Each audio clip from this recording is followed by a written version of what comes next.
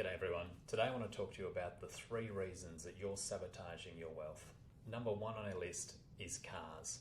As much as we try to convince ourselves otherwise, cars are a display of wealth and success and status, and that incentivizes us to spend more on a car than we should. There's a lot of nice cars on the road, and that means it's too easy to justify to yourself that you deserve to drive one too. But most of those cars are financed by debt, and that's a huge red flag. Don't buy an expensive car just because your friends or work colleagues do. And better still, don't be impressed by those fancy cars. Think about the fact that they're holding themselves back financially instead. So what is an expensive car anyway? Well, think about how much surplus income you have and how long it will take for you to save for the car you want to purchase. If you can save $2,000 a month, do you really want to spend the next 2 years putting all of your savings towards buying a $48,000 car? And don't forget, cars are depreciating assets. Not only have you spent 2 years saving for this car, you're going to have to replace it again in the future as well. And that leads us on to our next point. How often are you replacing your car? Far too many people replace their motor vehicles every 5 to 7 years. You really should aim to hold your car for at least 10 years, especially if you have a home loan. So why does it matter if you still have a home loan? Think about it this way. The money you've just spent on replacing your motor vehicle could have gone into your home loan instead.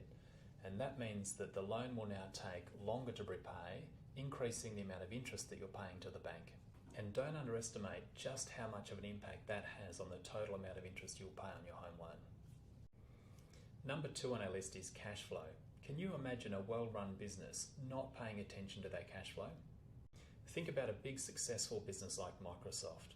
Can you imagine how much time and energy they spend looking at their profitability, their revenue, their expenses, and reinvesting back into their business? Now think about how carefully you're managing your cash flow. If you're serious about having a great financial position in the future, it all starts with cash flow. To put it really simply, you need to spend less than you earn and invest the rest. It's easier said than done though. So how do we do it?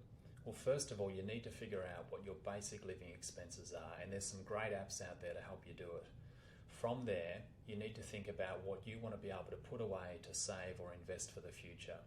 What's left is the spending you can do for yourself, the splurge spending. The next step is to align your banking structure with your cash flow.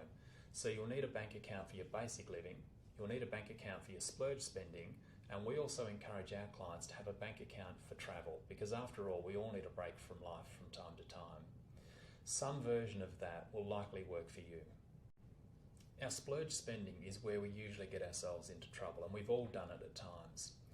But this banking alignment makes it easier to understand what's affordable and what's not. Basically, if there's money in the account, you can afford it. If there's not money in the account, you can't, and you need to wait. This can help you have the discipline you'll need to manage your money much better into the future. So the next time you get that pay rise, you won't fall victim to lifestyle creep. The third reason you're sabotaging your wealth is short-term thinking. Now, the human mind is really good at understanding linear patterns. After all, it's a survival instinct. Can I make it to the river before that lion is going to catch me? But unfortunately, we're really ill-equipped to understand exponential patterns, and exponential patterns are really important when it comes to you building wealth for the future. So why is this such a problem? Well, let's face it, we all like immediate gratification. We want that new sports jacket or that new Apple Watch. And as we make these financial decisions, we're weighing up the benefit of that immediate gratification versus the longer-term opportunity cost.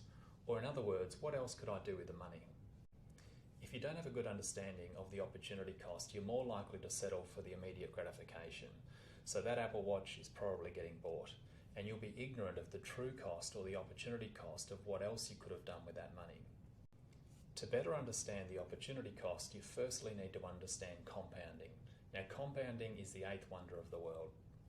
And this is why in the first 20 years of your working life, you don't really seem to accrue that much superannuation. But in the last 20 years of your working life, your superannuation builds much faster. There's a famous example of this. Take a chessboard, put a grain of rice on the first square, and then for each subsequent square, double the number of grains of rice on that square. There's 64 squares on a chessboard, and by the time you get to the end, you would need more rice than is available on the entire planet. That's compounding. Here's another example. One of the wealthiest people on the planet is Warren Buffett.